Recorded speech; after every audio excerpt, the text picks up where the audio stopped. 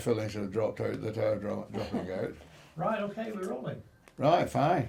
Right, Terry, I want to do this interview with you because you're somebody who knows an awful lot about the Wingates area. Oh. Can you tell me about your childhood here? Yes, but I don't remember it. I was born at 211 Church Street, Westhoughton, and shortly after that, a couple of years after that, we moved to Strawberry Farm, which is located near Willowbank, out in the fields and wilds of Westhoughton, where the only source of water was a well that my mother used to lower the bucket down, and then empty the frogs and newts and all the rest of it out, and then we could have a drink of water. My brother tells me this, of course, I don't remember it. And then shortly afterwards we moved to the flat above the stables at number 2 Lost Grange Cottages. Spent the war years there, as it were. I remember the air raid shelter that H.O. Dixon provided. And then we moved to number 10 Croft Street when I was 11. We were going up in the world because shortly afterwards my dad decided to buy number 37 Manchester Road, by which starting to earn a bit of a wage, which helped out with the family finances. Did you just have the one brother? Yes. Just the four? Oh, and he's older than me, of course, 2 years and 10 months actually. Right. So what did your father do for a living? Worked out pit. He was a miner. Was he? Yes. And did your mother work? Only in service at Lost Grange, as I remember it. Right. And then she worked at Bellows Hartwell during the war. Oh. On aircraft parts manufacture. Right. What do you remember about their jobs? About their jobs? Yes, about your dad being in the mine and your mum being on Well, I didn't see much of my dad, in common with a lot more youngsters whose fathers were on shift work. He was on the afternoon shift mainly at Gidfield Colliery in Atherton. So I was out of the house by the time he got up. And by the time I got home, he was out of the house and only came home at 10:30 or 11 o'clock, which meant we didn't see much of each other only on Saturdays and Sundays. What sort of things did you do at weekends? Did you do things as a family? Oh, not really. The only holiday I can remember was when I was 5 years old. We had a week at Blackpool. And one song that sticks in my mind was Betty Driver with You Made Me Love You. Really? So I learned all the words to that and used to sing it for all and sundry when I got home. That was the only holiday I remember. Other than that, we were left to our own devices with the rest of the youngsters in the neighbourhood. What sort of things did you get up to in your spare time? Walking, running, playing, football, cricket on the local rec. Did you ever belong to a football team or? Only in later years. Yeah. Belonged to the Sacred Heart football team when that was going. When was that? 1948, 49, 50, 51, something like that. I left school at 14, worked for 12 months in a labouring job with a firm up Albion Street, who, excuse me a minute.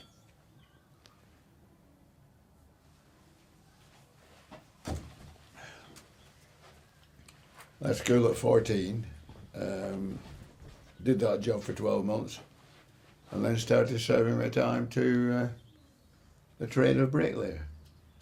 Did you never think of going into mining? Only when I was first married. Yeah. But father put a stop to that, my dad, I should say. So I didn't get down the mine. Did many of your friends go down the mine? No, not a lot. We were fortunate at that time in that there was full employment. Yes. You could virtually leave school one day and then go and have a pick of half a dozen jobs. I really wanted to be a motor mechanic, but that didn't come to fruition. And finished up, as I say, serving my time for bricklaying. You say you left school at 14.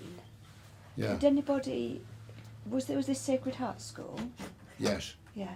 Did anybody stay on beyond that, or? No. Nobody. Did anybody ever aspire to go into university?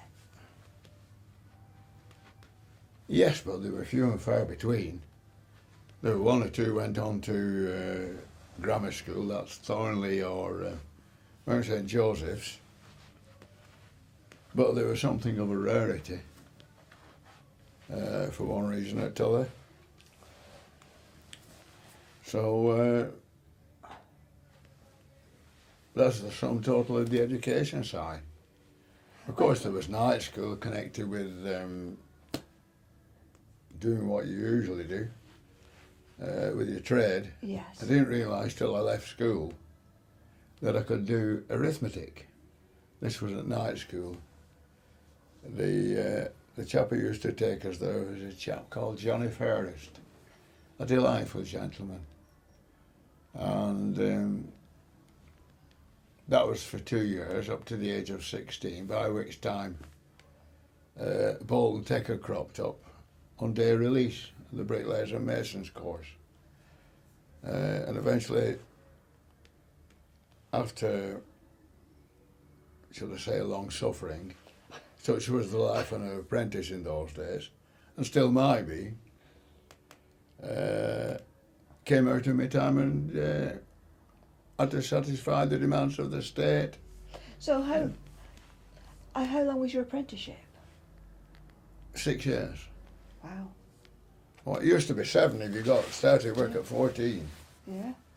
But it was, I did 6 years and then national service in the Royal Air Force.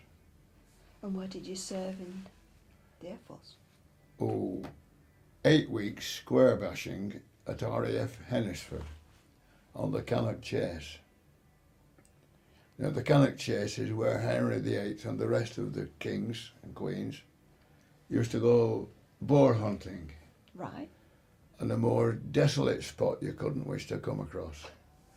I had 8 weeks square bashing. God's truth, what an experience. And then for the remainder I spent at Bridgenorth. Right. Which really was 2 years holiday. And foolishly, on demobilisation, this was from 1953 to 1955, I came out and went back to the trade of bricklaying. I should have signed on. I could have been retired at 40 with a very good pension, but I opted for bricklaying. And then went through the usual, went back to the old firm, which was George Hodgkinson's from Atherton, on private schemes and local authority housing schemes. And was that always around Westhoughton? Atherton, Lee, Westhoughton, within cycling distance. Right, yes. The furthest was Goulburn, that I went on the bike and back again. Wow. And well, you did it. You just took it in your stride until you graduated to a motorcycle or some other means of mechanical transport. So what time did you start work? 8 o'clock officially. So you had to be out of the house sometimes for 7:15, 7:30, and then welly it down to Atherton to pick the wagon up and off you go to the side. But it was expected that you were working by the time 8 o'clock came up, no sort of escaping the starting time because you're in the firm's wagon. Did you do any building in Westhoughton or around here? 1, 2, 3, 4, 5 detached houses on Park Road, Mm. Then worked on the, then had a couple of spells as self-employed, which leads to a somewhat impecunious situation. In other words, I finished up skint and decided to opt for full-time employment with a building firm and progressed from that to clerk of works with a firm of architects in Leeds, J.C. Prestwich and Sons. And in 1975, left that firm and went to work for the Salford Authority in the same capacity of clerk of works, and that was an interesting experience because during the war, when there used to be when the Blitz was on, we used to supposedly watch the bombs drop on Manchester, which they did. But you got the impression that Salford had been razed to the ground with the bombs. But when I got there in 1970, did I say 5? Yeah. All the properties, the residential areas, were still standing. And these were properties that were literally falling apart because of the great age and shoddy building of the Industrial Revolution, really. So this involved clearing the sites and getting on with building the new properties. Wimpy's and Faircliffe's were two of the firms that were closely involved. They were the only firms that had the manpower and the equipment and the ability to do it, which had to be done pretty quickly. One day it was house demolished, the day after, 3 days after, because of precast concrete methods and the shuttering. The shell of the house was up in 3 days. Ooh. Well, that would be a building boom then, wouldn't it? That was the building boom, the Yes. boom years, yes. Yes. Going back to Westhoughton, what other industries do you remember? Round Wingates? There was only mining and cotton, agriculture. So people were going further afield. Horwich to Local get the Works jobs. Yeah. and British Aerospace, Yes. de Havilland as it was originally, built in 1937, obviously in preparation for the war years. Were there any smaller industries or No, in Wingates? there were small building firms. Yes.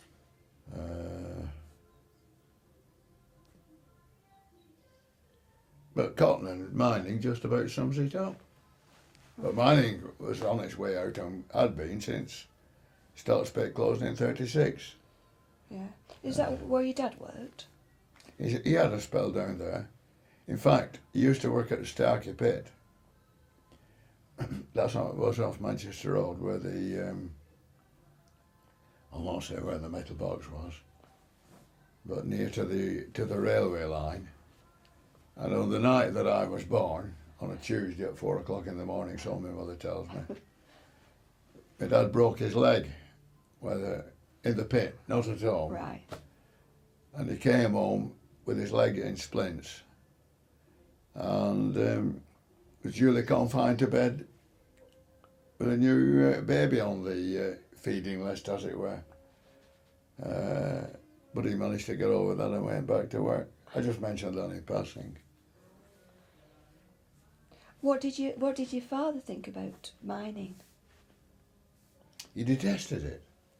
In common with, I think, every other chap that went down the pit.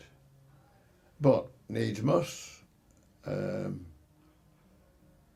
money was not bad, shall we say, but it was all he knew, and he knew it pretty well.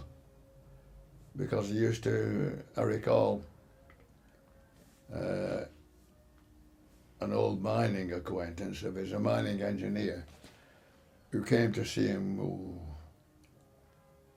1960, I think. And he wanted my dad to go back down the pit and opened up another colliery in Stone Pit Plantation. That's at the bottom of Wingates Lane, where it joins with Westhoughton Lane. And in fact, if you scratch the ground where the plantation is, you will come across pit dirt, slag, or slag. Were there any accidents in the pit that you remember? Not that I can recollect, no. No. Apart from my dad breaking his leg. Yeah, But broken legs, arms, necks, yeah, yes. concussion and one thing or the other. Yeah. Were an everyday occurrence in the pit. When you were a boy, was the Pretoria pit still Active? not well active, and was people still talking about the disaster? Not that I can recollect, no. No. Yeah, so they seem to have, got over it and got on with their lives. Yes, the beneficiaries from the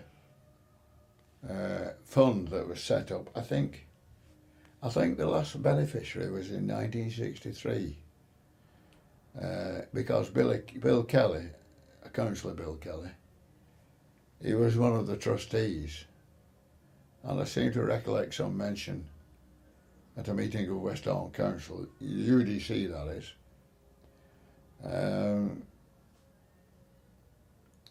that the last recipient had died, so that came there, and the fund was then passed on to the miners' organisations or the trade unions, I'm not sure, but that's the only mention of it. Of course, more recently it's the anniversary, so that's I can give to the publicity, but things have gone quiet on that front. So you've never regretted not going in the mines? No. Did your contemporaries go in? Yeah, one or two. One or two. But they seemed to scatter around a little bit, didn't they? After school.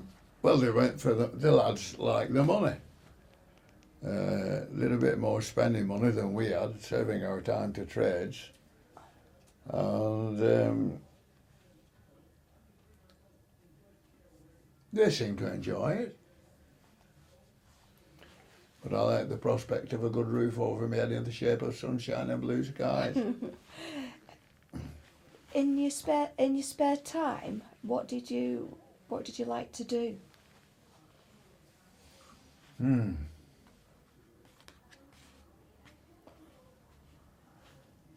Generally just playtime. Yeah. Up to a certain age, till you started realising that girls were a different shape to lads. And hence the distraction that came with that.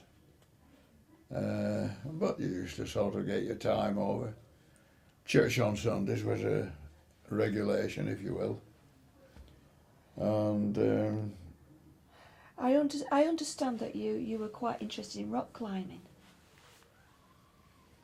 only in my late 30s, 40s, did I find out where the Lake District was. Because what with serving your time to a trade, night school, day release, other responsibilities that you took on, volunteer work and so on, helping the elderly and family life and so on. It's just by coincidence I got chatting with one lad, a long time friend of mine, and we decided we'd have a do of rock climbing. So we duly contacted a chap called Peter Barnes, who runs a climbing school. He lived in Millham, and we went up there for the weekend and had a very enjoyable weekend. Sliding up and down ropes and rock faces and scree, running down the scree and generally wrecking the Lake District. But it was only in my 40s that I got hooked on it. Couldn't get enough of it. It's a bit of a drug, really. You might ask, is there any sense in scaling, what shall I say, well, Bowfell Buttress, which is a pretty hefty lump of rock. It's a terrific sensation. It really gets the adrenaline going. In fact, the more difficult the climb, the more the adrenaline seems to pump, and that makes it easier to do the climb as well. Sorry about waving my hands about. So when was your last climb? Oh.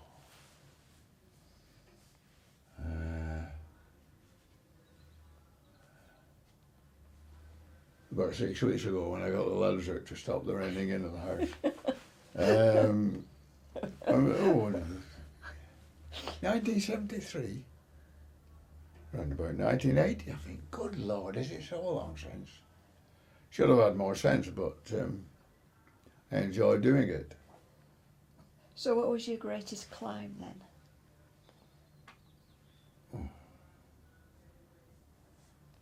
Let's see. Without being too humorous. Oh, Nape's Needle.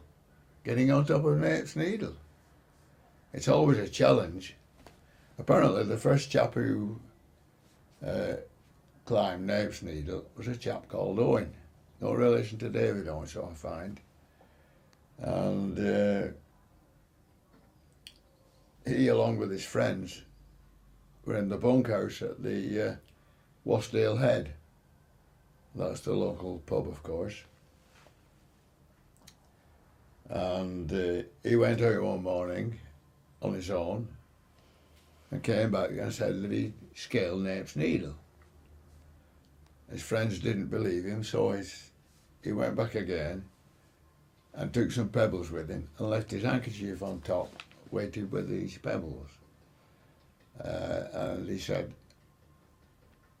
"You'll be able to tell that I've completed done the Nape's Needle job because I left my handkerchief and 3 pebbles for you to bring back." So that was his. I didn't leave an handkerchief or anything like that. I should have inscribed it in the rock. But that's the most enjoyable, along with, like I said, getting the adrenaline going. It's a nice part of the world, is the Lake District. Wait, just have a break. Did you want to stop it there? Yeah. Right, okay. The question, it's recording now. You told me earlier that you went to Sacred Heart Church and school. Did the church play a great part in your life? Yes, at that particular time, I was that age where you could be an altar boy, cassock and surplice, Latin and all the complications of that. Mercifully, the ecumenical movement uses English, which is very good. You can understand what's going on. Have to be diplomatic, you see. And eventually, because it was contrasting with work requirements and altar boy requirements, so work came first and the altar boy side of things lapsed.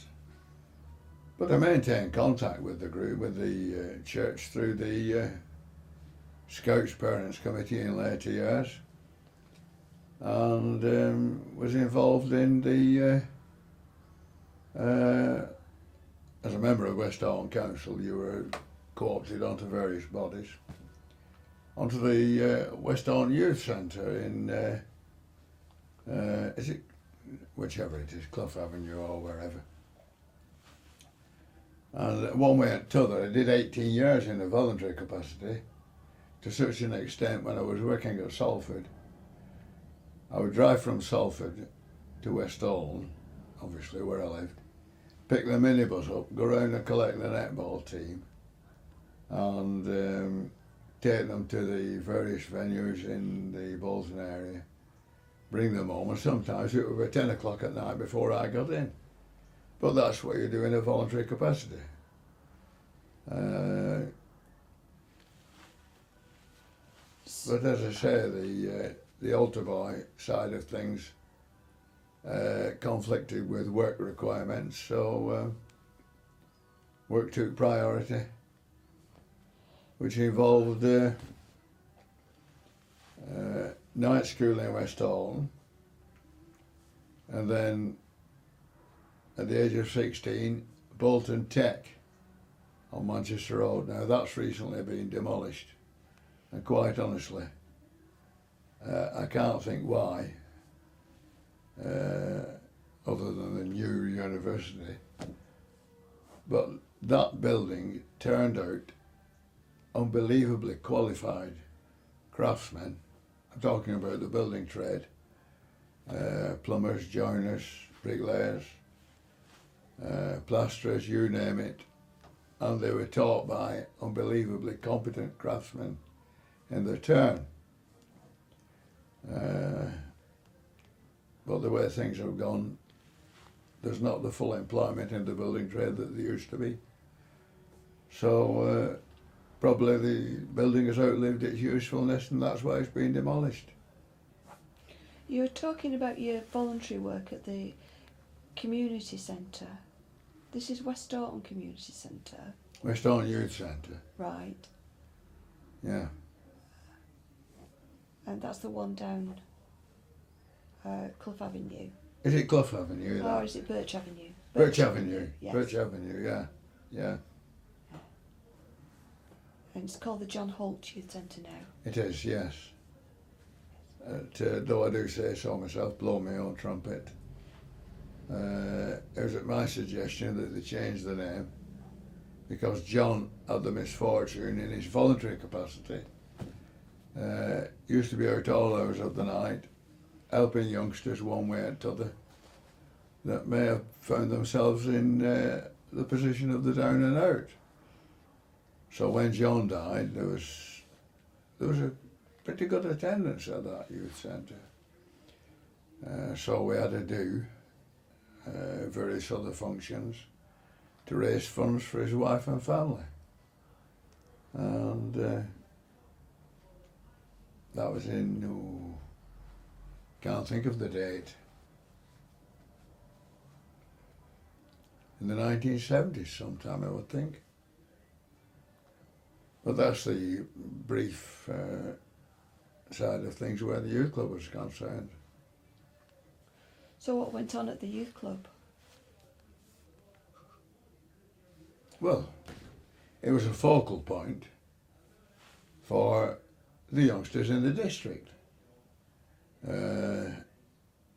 Its main purpose, I suppose, being that focal point where they could go and let the hair down. Table tennis, outdoor activities when the weather was fit and the weather was and the days were long, but they were a pretty close-knit bunch of youngsters that really functioned very well together.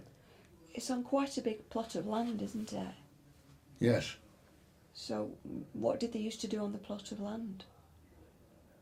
Well, it's a general recreation area. Right. It's an open space, isn't it? An open space. In the layout of the estate. Hindley's estate, that was built about 1948, I think, when things really took off. Stanley Porters were the main contractors. Gilbert Colliers provided the bricklayers, or the building side of things, the structural side. And that,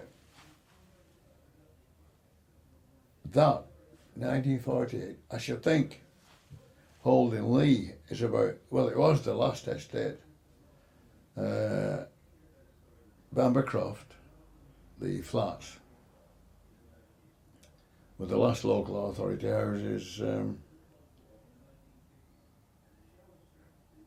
built by the local authority. Was it Bolton that? No, it was Westhoughton that. Westhoughton did Holding 93 houses because Stanley Johnson was the clerk of works, and he was employed by the council. Then when Holding was completed,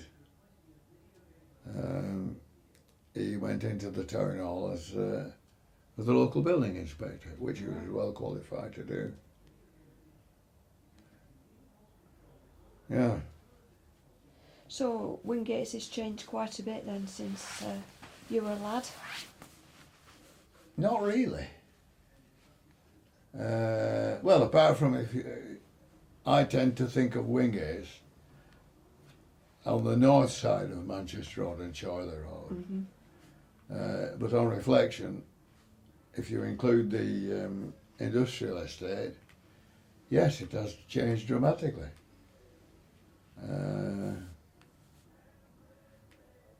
For the better. Well, for the better. Well, from an employment point of view, a local outlet for sort of people looking for a job, it's been all right, but it seems to me that today's industrial estates aren't the industrial estates of the past. For instance, the metal box side, that very conveniently, perhaps I shouldn't say that, has lent itself to becoming a brownfield site. So the metal box has been demolished, and I rather suspect that the Wingates industrial estate is following the same pattern, in that Bernstein's, whichever way you pronounce it, has been demolished following a very convenient fire. And ultimately, that, I think, will result in an application being submitted to develop the site for housing. And in today's climate, it's automatic. The consent will be granted. But as Wingates change for the better.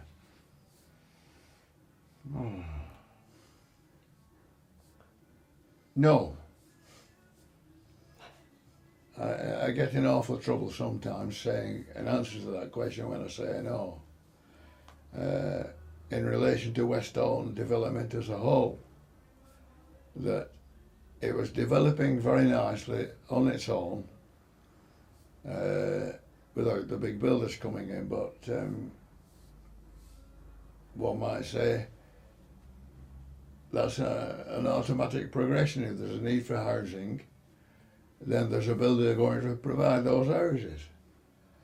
But you go back to, as far as Westhoughton development is concerned, if we can divert to that, in 1951,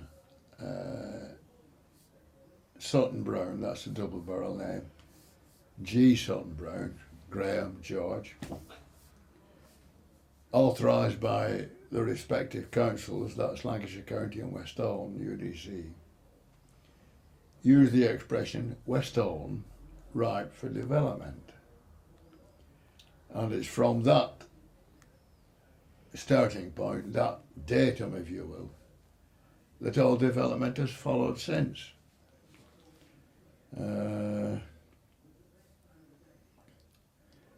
The total development should have been completed by just let me refer to this document, the Westhoughton Master Plan, the report 1972, refers to a population of 42,000. That was with the Overspill scheme from Manchester, which died a death after the public outcry. And Anthony Greenwood, the then housing minister, following a public inquiry at great expense and great consternation, threw the scheme out and everybody thought, whoopee, we've won. But since Westhoughton has always been in the, how shall I put it, in the limelight as far as housing development is concerned, it still remains in the limelight. And despite the so-called opposition to the overspill and houses being built by Manchester, houses have been built by the private developers, and we have what we can see today. But there is opinion which says that Westhoughton is or has the potential to become the largest housing conurbation in Europe, not so much Greater Manchester, Lancashire preferably. So that's where the situation is from 1951 up to present day. But really, as far as development is concerned, Westhoughton hasn't really started yet. But goodness knows where you're going to get the tradesmen from to do the work.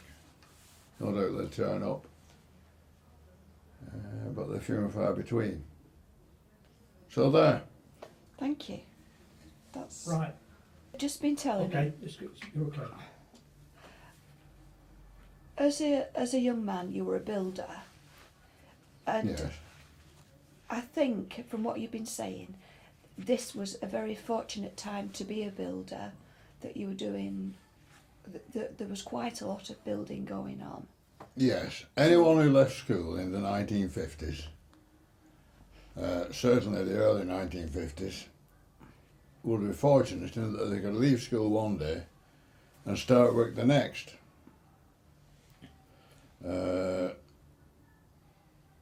And as far as the building trade is concerned, the need to replace housing stock demolished during the war, that and the slum clearance schemes that had been put on hold prior to the war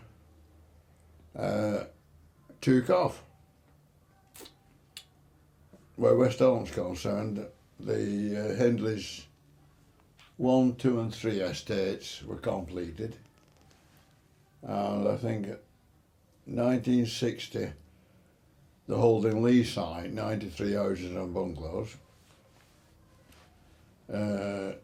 took off.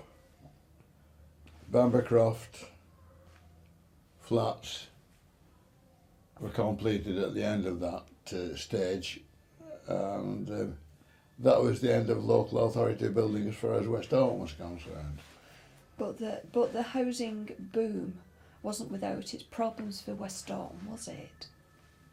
No, in that the local builders who provided the housing need in Westhoughton on a one-off basis, this is the local builder, found themselves shut out with the proposals that Manchester had made. Now in 1945, Manchester produced a plan detailing the requirements and how these might be satisfied by overspill estates. These were one was at Wythenshawe, that was a vast development, and they were looking to Westhoughton to satisfy the need for other properties, the intention being that by 1991 or 1995 the population of Westhoughton would have grown to some 40,000. I think today it's round about the 30,000 mark. So it follows that the proposals for Westhoughton are in something of a limbo-like state. That your Lee Hall development, that's been put on hold, but will be built on. in my opinion. Other properties, other sites have come on stream, shall we say, which were not in the original master plan, the 1951. Have I mentioned G. Sutton Brown, is it?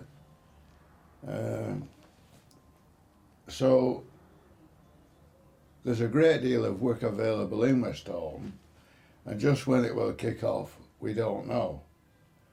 But sooner or later, Bolton are going to have to admit publicly that they have information as to which sites, I'm being libelous saying this, which sites will come on stream.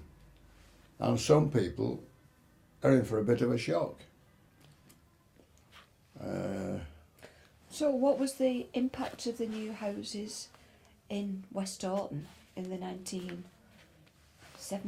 80s? The impact of the 1970s and 80s. These are properties that have been built, you mean? These are ones that have already been built, yes. Well, speculative developers, that's not a criticism.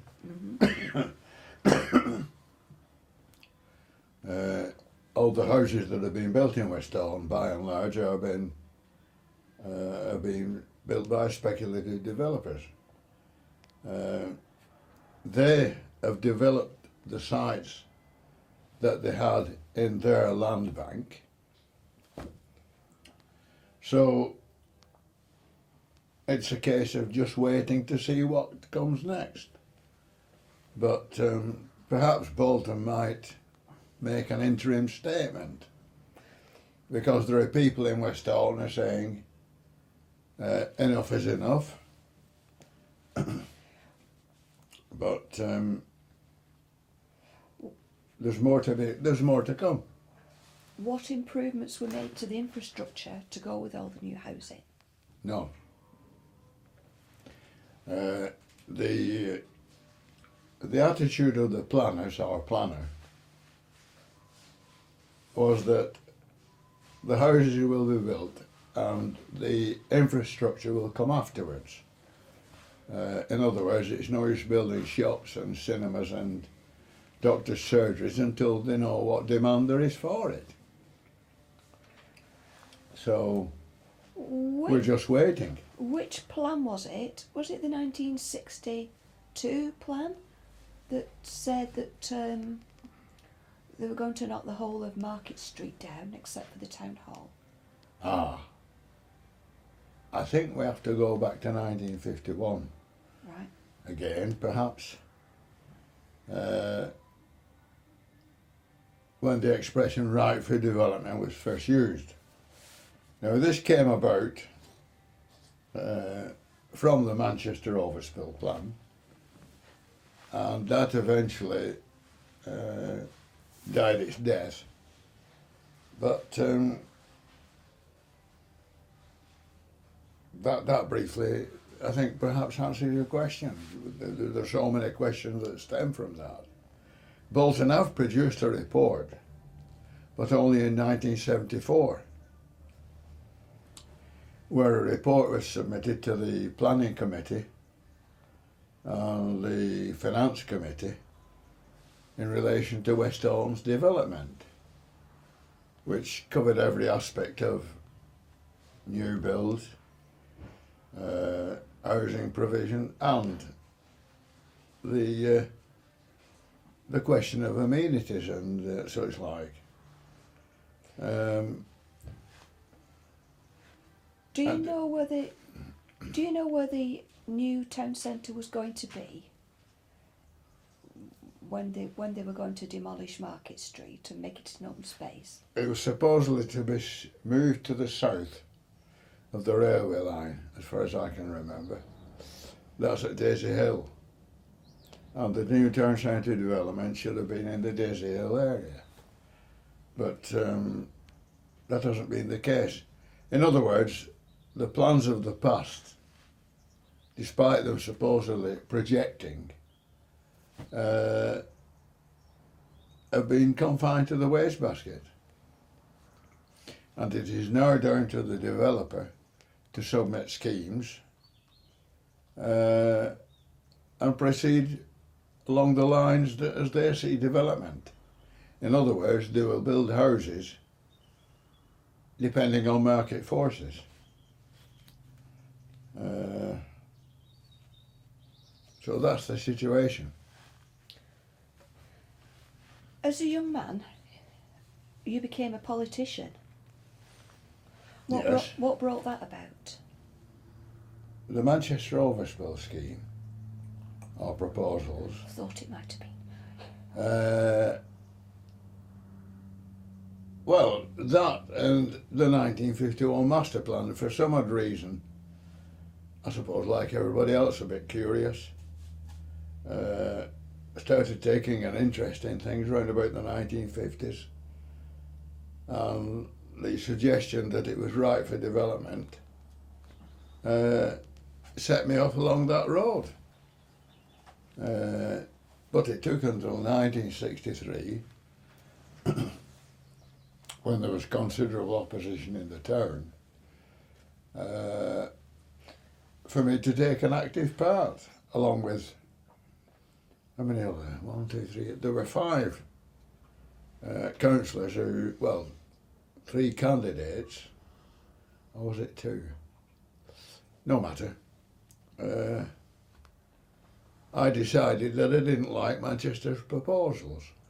Some development, yes. In other words, by all means, find time for one's fellow man and help to put a roof over his head. But the Manchester scheme, which to some extent went ahead, properties were bought up in Westhoughton by Manchester, and that's where the how shall I put it? The properties that have been bought up by Manchester made for insecurity in the minds of a lot of other people. In other words, they were being taken over by somewhat of a large machine. They didn't have any thought or feeling for the locality. So I decided to put myself forward as an independent candidate, let me add. Incidentally, this was in North Ward, a Labour stronghold for 41 years, up to me being elected in 63. Fred Sharples, who you might wish to contact because Fred could make a contribution. He was the Labour candidate.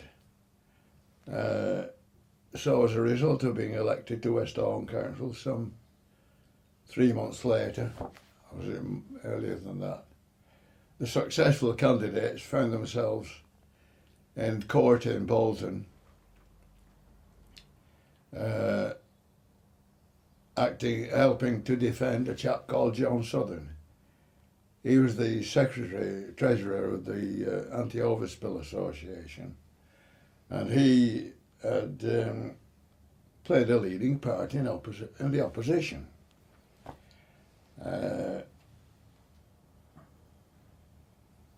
The case was thrown out of court, but we felt it a little bit, how shall I put it, lacking in that the complaint had been made to the Director of Public Prosecutions, yes, that's right, getting it right,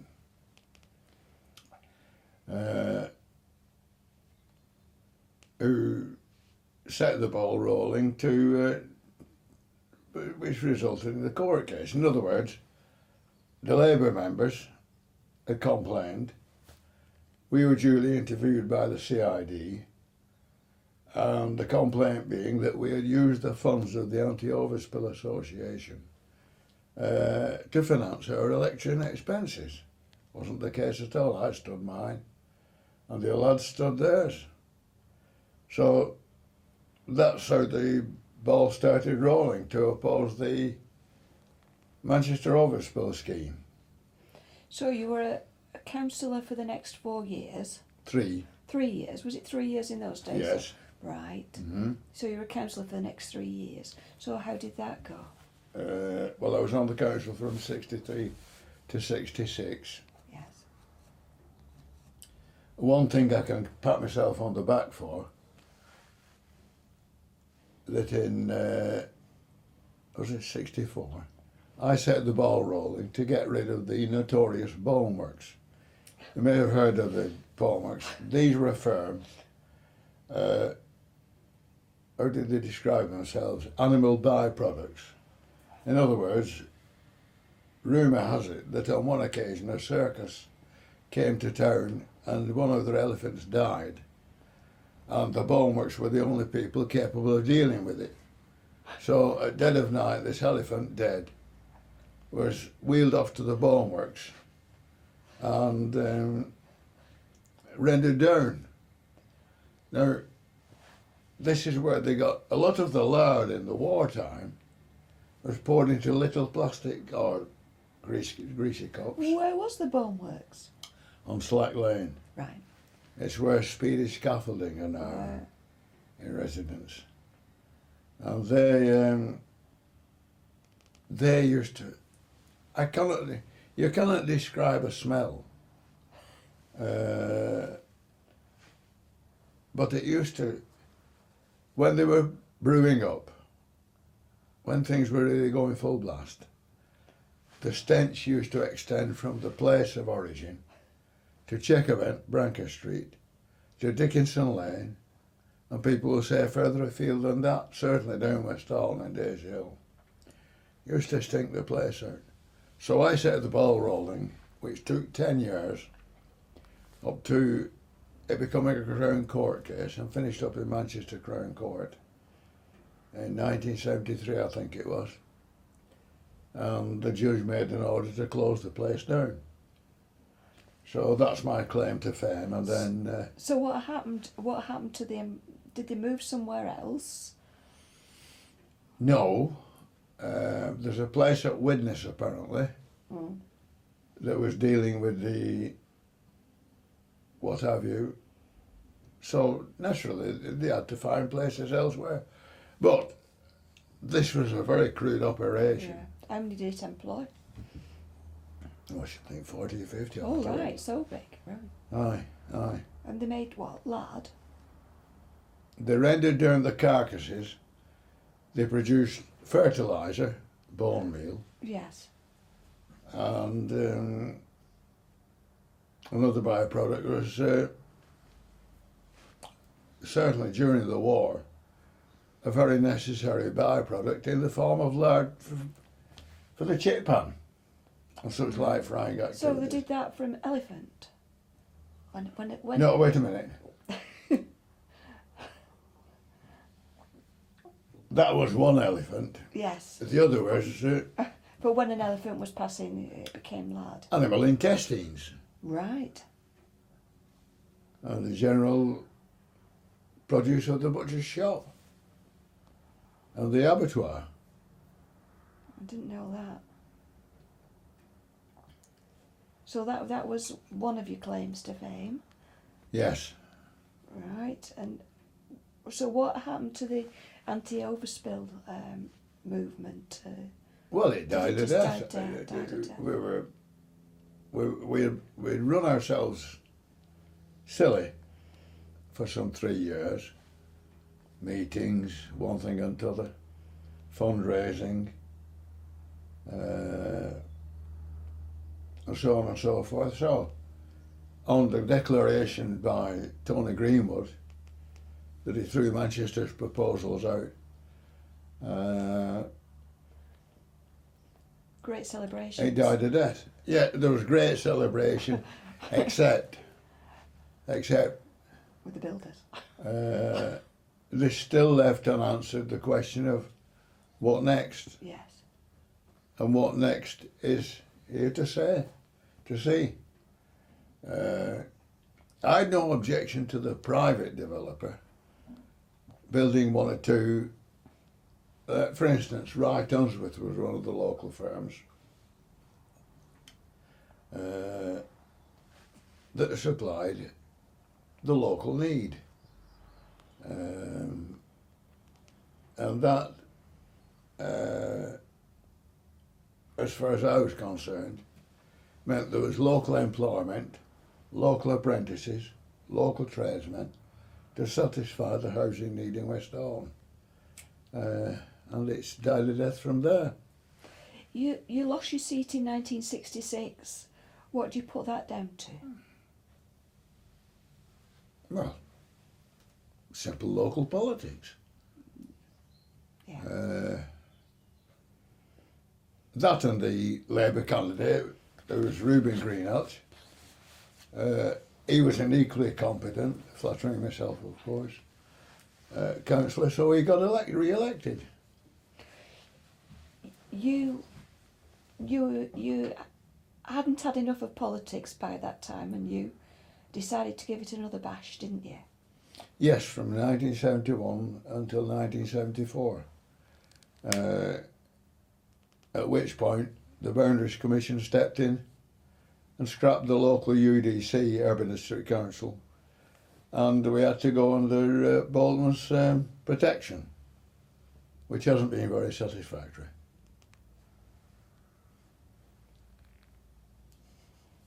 So there, that's the situation. And what do you see for the future of Westhoughton?